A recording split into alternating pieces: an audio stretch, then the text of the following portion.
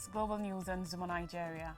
Many thanks for joining me. We begin with Israel to release 110 Palestinian prisoners in Gaza swamp. American Airlines plane Black Hawk helicopter crash close to Washington, D.C. Trump vows to deport Hamas sympathizers from campuses. Ex-U.S. Senator Bob Menendez gets 11 years for bribery, and South Africa boosts support for troops in DR Congo. On Israel-Gaza war, 110 Palestinians will be released from Israeli prisons today in the third phase of a ceasefire and captive exchange deal between Israel and Hamas. The Palestinian Prisoners Society says 8 captives will also be released by Hamas and other Palestinian groups, including 5 Thai nationals and 3 Israelis. Most of the freed Palestinians are anticipated to arrive in the Radana area of Ramallah in the occupied West Bank at approximately 12 p.m. local time, the Palestinian Prisoners Society said. These will not include 20 prisoners who will be sent into exile outside Palestine. The prison advocacy group also published a list of the names and ages of the prisoners to be released, which included at least 30 children. Among the names included on the list is Zakaria Zubaidi, 49, a prominent former Palestinian resistance fighter and theater director whose dramatic jailbreak from an Israeli prison in 2021 thrilled Palestinians and stunned security officials in Israel. Zubaidi once led the Al-Aqsa Matthias Brigades, which is affiliated with the Fatah party that controls the Palestinian Authority PA, and was active during uprisings against Israeli occupation between 2000 and 2005, according to report. In 2019, after Zubaidi had already served years in Israeli prisons, he was detained again. However, in 2021, he and 5 other prisoners tunneled out of a maximum security prison in northern Israel as an escape that aided to solidify Zubaidi's image among Palestinians as a folk hero. He and the 5 other escapees were recaptured later. Violent Israeli attacks are common in the Jenin refugee camp, which is seen as a center of Palestinian resistance within the occupied West Bank. Israeli forces are presently carrying out an intensive military operation in the camp, which has entered its second week and has killed no less than 16 Palestinians and injured dozens others. On Wednesday, Israel's military said it had killed 18 Palestinians and apprehended 60 in Jenin and Tulkarem as part of its ongoing operation in the occupied territory. At Ronald Reagan National Airport close to Washington, D.C., a passenger plane carrying 64 people has collided mid-air with a military helicopter while landing at around 9 p.m. on Wednesday at Federal Aviation Administration FAA said. The PSA Airlines Bombardier CRJ-700 jet collided with a Sikorsky UH-60 Black Hawk helicopter. American Airlines confirmed there were 60 passengers and 4 crew members on board the aircraft. The U.S. Army confirmed that its helicopter was carrying 3 personnel. Officials did not immediately report on casualties during a press conference on Thursday at the airport, though Senator Roger Marshall of Kansas painted a bleak picture. Muriel Bowser, the mayor of Washington, D.C., said several fire and police agencies from across the Washington region were involved in a search and rescue operation in the Potomac River, where the aircraft and the helicopter reportedly crashed after their collision. Washington Fire Chief John Donnelly said, according to reports, that conditions were extremely rough for the approximately 300 responders working on the rescue operation, with high winds, low nighttime visibility, cold weather, and murky water. All takeoffs and landings from the airport have been suspended. Inflatable rescue boats were launched into the Potomac River, and first responders set up light towers from the shore to illuminate the area close to the site of the collision. The FAA said the airport will be shut until at least 5 a.m. on Friday. In the United States, as part of a crackdown on alleged anti-Semitism, United States President Donald Trump has vowed to deport foreign university students involved in pro-Palestinian protests, triggering an outcry from free speech and Muslim advocacy organizations. Trump said the federal government will use all available and appropriate legal tools to prosecute and remove perpetrators of unlawful anti-Semitic harassment and violence in an executive order signed on Wednesday. Jewish students have faced an unrelenting barrage of discrimination, denial of access to campus common areas and facilities, including libraries and classrooms, and intimidation, harassment, and physical threats and assault, Trump's order said. A fact sheet on the order released by the White House showed that the crackdown will extend to all student visa holders who participated in pro-jihadist protests on university campuses. It was not immediately clear how broadly authorities might interpret definitions such as anti-Semitism and pro-jihadist. Trump's comments in his fact sheet seem to suggest more sweeping action than the text of his order, though the latter cited existing law that permits further revocations of visas in an extensive range of circumstances. Under the order, Trump asked the Secretary of State, the Secretary of Education, and the Secretary of Homeland Security to familiarize universities with a section of immigration law governing inadmissible aliens and ensure that reports of activities that run afoul of the criteria for admissibility lead to investigations and, if warranted, actions to remove such aliens. Under U.S. immigration law, foreign nationals can be deemed inadmissible aliens under a range of scenarios apart from being convicted of crime. Those circumstances include cases where authorities have reason to believe a person is engaged in various types of unlawful activity or have determined he or she is associated with a terrorist organization.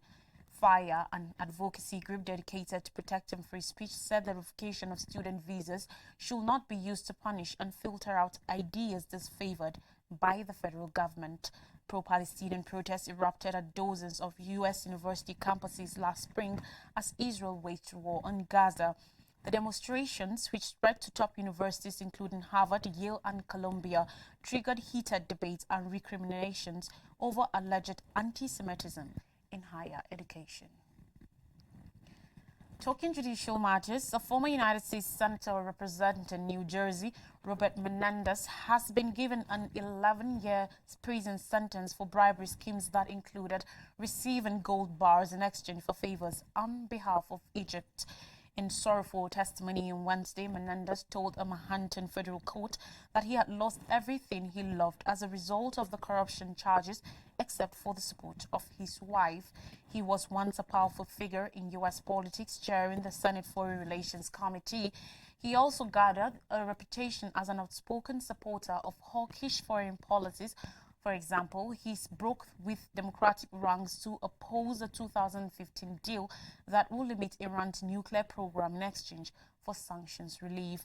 However, in July 2024, a court found him guilty of acting as a foreign agent on behalf of the Egyptian government and trading influence for cash, gold, and even a Mercedes-Benz car.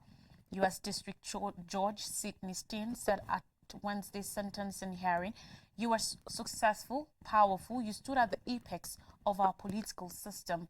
For his part, Menendez appealed to the court for mercy, citing his record in public service. The judge did not appear moved, stating at one point that Menendez had become a corrupt politician. The 71-year-old had served 18 years in the Senate and before that 13 years in the House of Representatives before his political career came to an abrupt stop in 2024. Amid the scandal of his corruption case, he resigned in August. The decision came a month after he was found guilty of 16 felony corruption charges.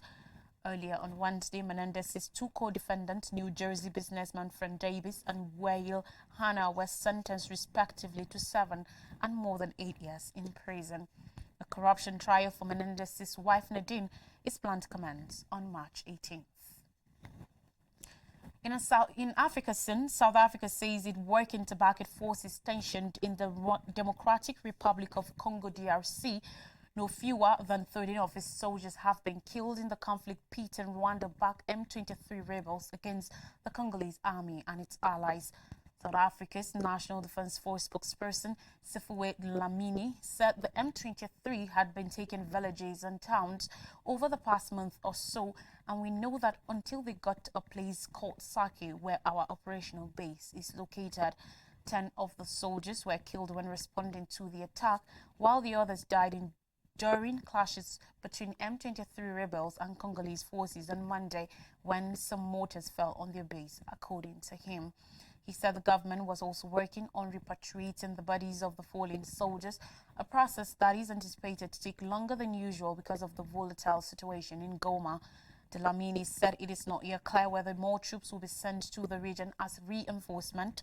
He said the decision on deploying more soldiers will likely be deliberated at the Southern African Development CADC Extraordinary Summit in Harare, Zimbabwe on Thursday. The South African forces are part of the regional bloc's peacekeeping force in the region. Yesterday, President Cyril Ramaphosa said described it as a critical mission targeted at achieving lasting peace and stability in the Eastern DRC. Dlamini said despite the clashes, the South African mission remains a peacekeeping one. On more stories and still sticking in Africa, DRC leader vows strong military response to M23 advance. On Wednesday night, Felix Tshisekedi, Democratic Republic of Congo president, said the army was escalating a vigorous military action as Rwanda-backed M23 fighters progress in the east of the country. In recent weeks, the rebels have captured huge swaths of the mineral-rich region, including most of the major city of Goma, capital of North Kivu province. Kinshasa, the United States, the United Nations, the United States and other Western powers said Rwandan forces backed up the M23 in Goma. Rwanda has refuted these claims. Addressing the nation for the first time since the M23 entered the city, Tshisekedi said a vigorous and coordinated response against these terrorists and their sponsors is underway. He also condemned the inaction of the international community in the face of what he described as an unprecedented worsening of the security situation. The United Nations Security Council met for the second time in 3 days on Tuesday to deliberate the rise in turmoil in the eastern DRC, calling for the M23 to halt its offensive. The DRC's Minister of Foreign Affairs, Theresa Kiyunkwaba Wagner, while addressing the council, demanded immediate action. These include the withdrawal of Rwandan troops from Congolese territory and sanctions against the Rwandan Defense Force. Many countries, including the United States, United Kingdom and France, have condemned Rwanda for the rebel advance. It was being reported that earlier on Wednesday, M23 fighters advanced on a new front, seizing 2 districts in South Kivu. The DRC president also accused Rwanda of actions that threaten the stability of the region. The mineral-rich Eastern DRC has been a tinderbox for decades, involving scores of armed groups that can be partly traced back to the 1994 Rwandan genocide. The United Nations has cautioned that the M23 offensive risks spiraling into a regional war. Tshisekedi was evidently absent from an emergency virtual summit of the Eastern African Bloc EAC on Wednesday, hosted by Kenya, which was attended by Rwandan President Paul Kagame. In a statement after the meeting, the regional groupings heads of state called for an immediate ceasefire and a peaceful settlement of the ongoing conflict. Let's take a quick break, and when we come back, we will bring you more stories. Please don't go anywhere.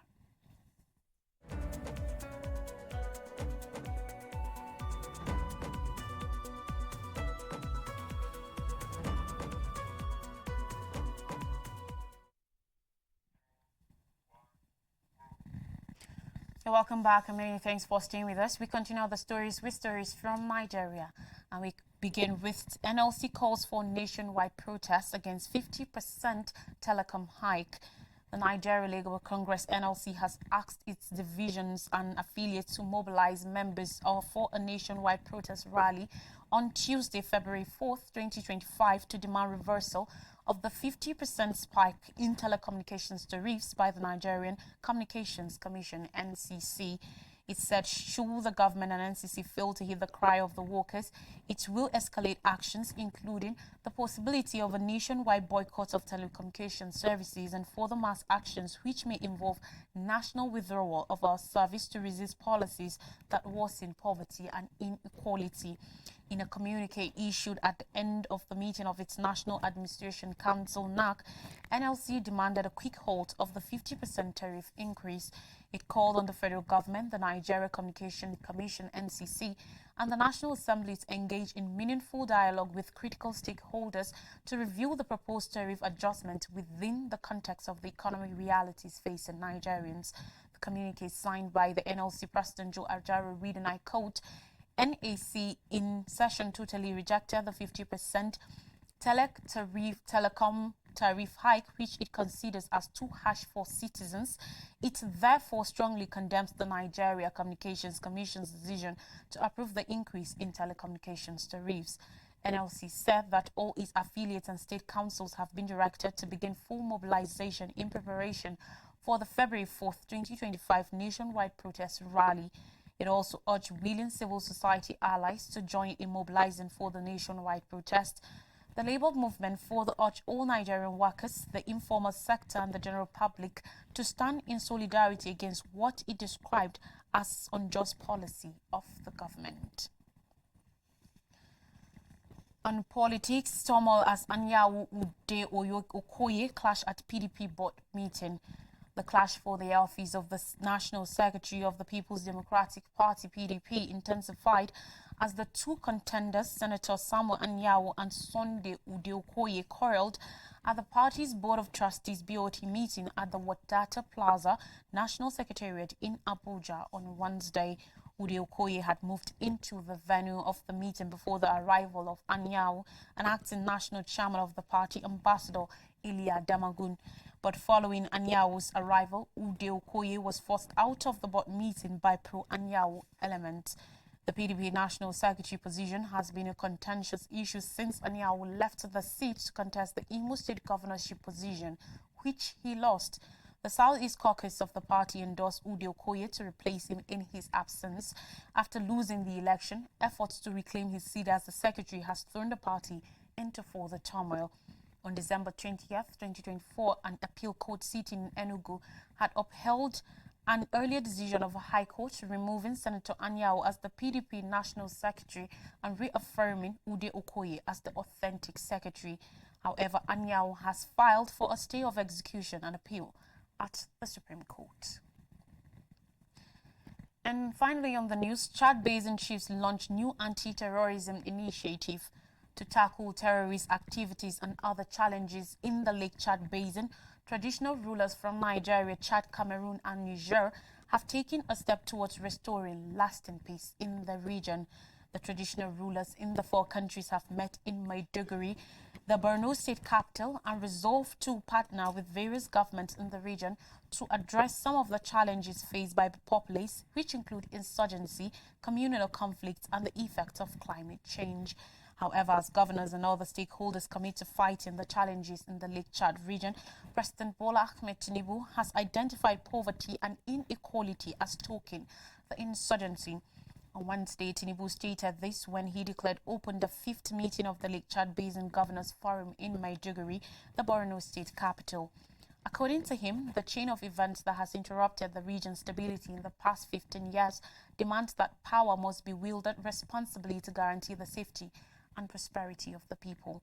Tinubu, who was represented at the event by his Deputy Vice President Kashim Shettima, pointedly noted in a statement by his spokesperson Stanley Nwocha that while military power is required to contain these security threats, it must be accompanied by measures that tackle their root causes, including poverty, inequality, and a lack of job opportunities for the region's young population. The region's monarchs also resolved to look into the issue of severe poverty bedeviling the people, the fragility of local institutions, violence against women, and the need to boost cross-border cooperation and preserve the indigenous knowledge of the people. These resolutions were contained in the communique issued at the end of the meeting held between 27th and 28th January at the Mohammed Indimi International Conference Center at the University of Maiduguri ahead of the Lake Chad Basin Governors Forum meeting holding from 29th to 31st January 2025.